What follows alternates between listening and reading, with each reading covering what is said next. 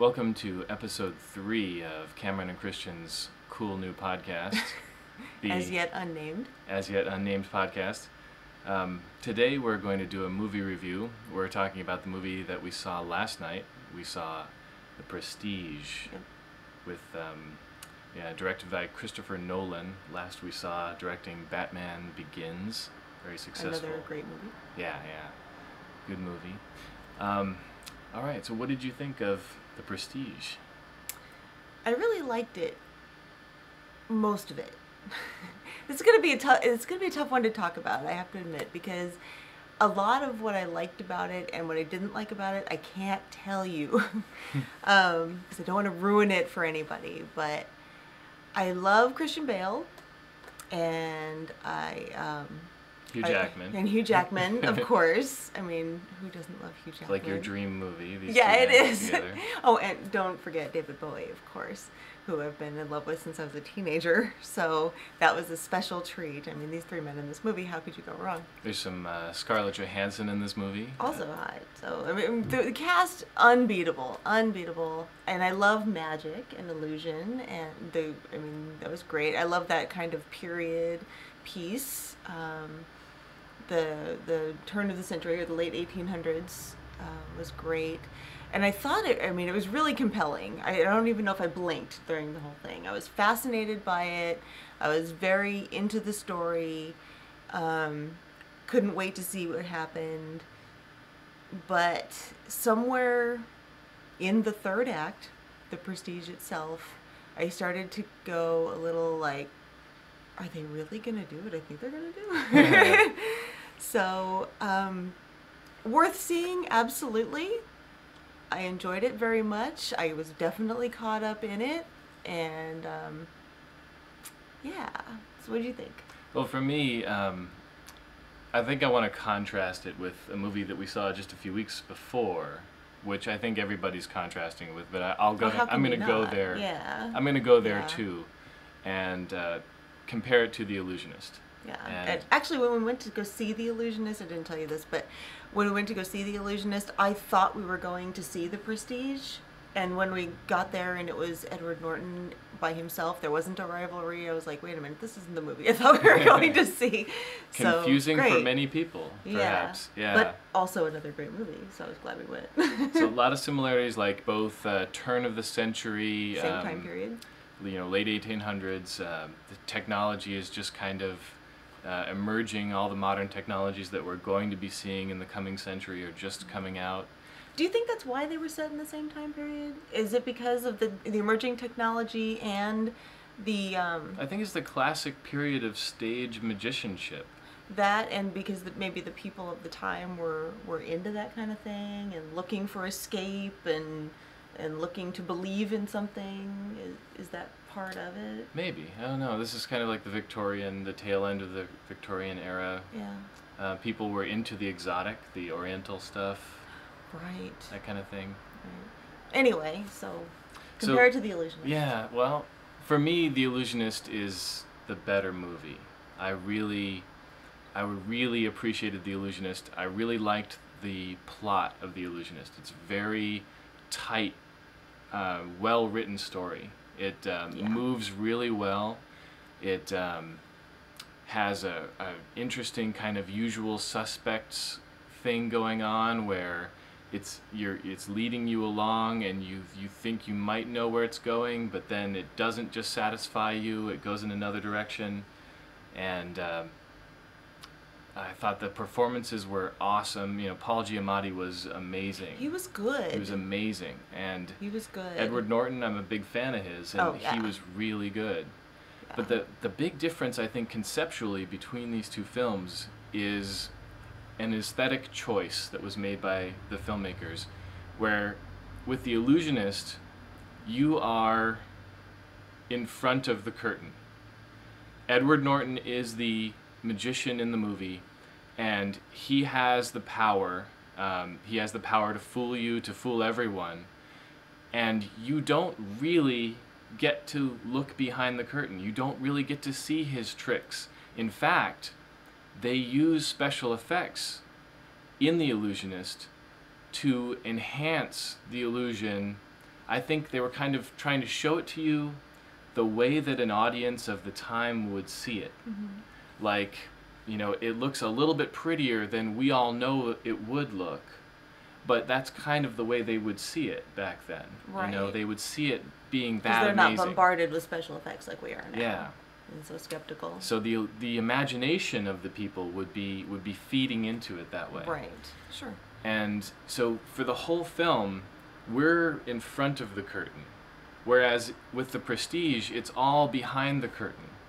We're pretty much seeing we're seeing the tricks. They're showing us what is the basis of the trick. They're showing us how mundane it was. Yeah. I mean, I'm not going to give that away either, but yeah, some of that I kind of wish I didn't know now. And in a way, that made it more compelling to me, The Illusionist. Right. I kind of liked having that sense of mystery there, how Edward Norton is pulling us along. And they can get away with it with that movie because he's the single magician, and the big underlying story is the love story, and kind of a murder mystery at the same time. The politics of class struggle. Of course, I'm forgetting the names now, but how unhinged the guy that wanted to take over the country was. The Austrian prince. Right, yeah. And that actor, I love him because he plays unhinged so well. Yeah, his eyes are just so intense. Yeah. Absolutely. And so with The Prestige, on the other hand, instead of the underlying love story, it's a rivalry story. These two guys trying to one-up each other, trying to and just destroying everyone in their paths. It has a lot of a bit of Monte Cristo in there for me, kind of the like obsession, revenge and obsession and revenge, you know, and so it's a different type of story. And if you're gonna do a revenge story like that, it's harder to pull off. I think it just wasn't quite as satisfying for me. But overall, the big flaw with The Prestige, and I still think it's a good film, I still think a lot of people are going to really enjoy it. The flaw with The Prestige is that the script, not the plot, but the script, the dialogue and the exposition and everything felt clumsy to me over and over again. And I don't know if everybody's going to feel this way, but I didn't feel that. Scene after scene, I felt like right at the beginning of the scene, okay, I know where this is going to go. You know, let's get there. And instead, it's kind of plodding along and like too obvious and like, oh yeah, I got that already. Come on, let's move on.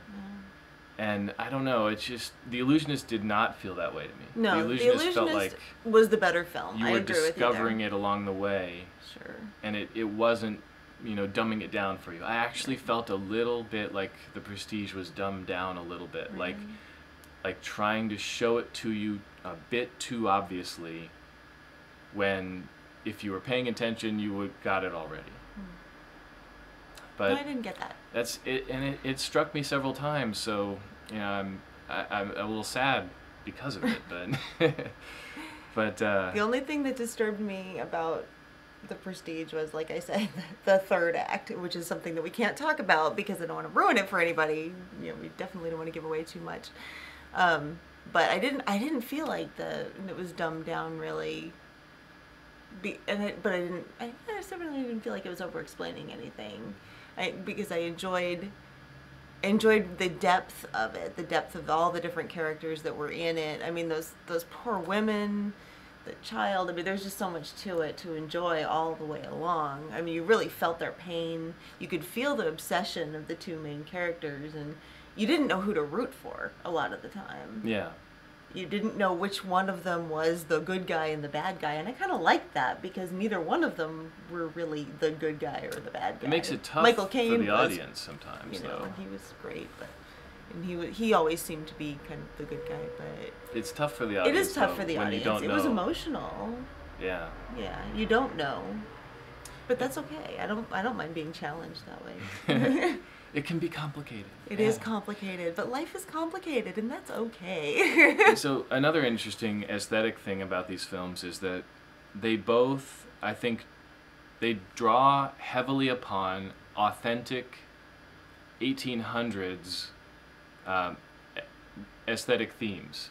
or they derive some of their story ideas from authentic 19th century stories.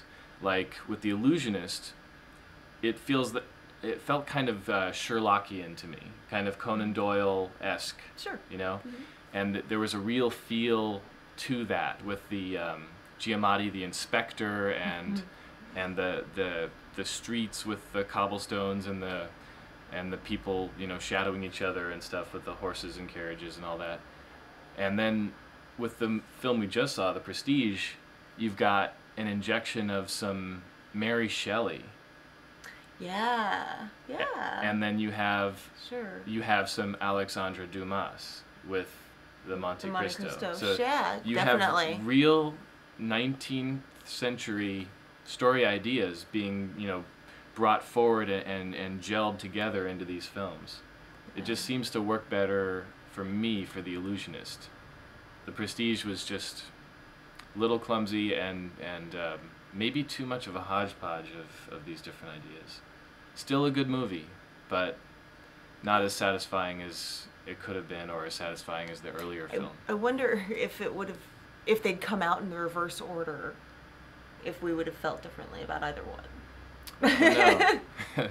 Good question. I don't know. I was really Go back in time. really check it out. affected by The Illusionist. I felt like I really connected with Edward Norton's character, especially. Even though he's just very so mysterious, you really just feel his emotion. You really feel his longing and his loss and And with both Christian Bale and why am I going blank on names again? Hugh Jackman. Hugh Jackman. You were really a little afraid to go there with him because both of them, they were just so obsessed.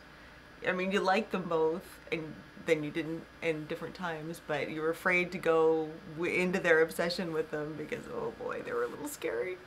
So, yeah. But, yeah.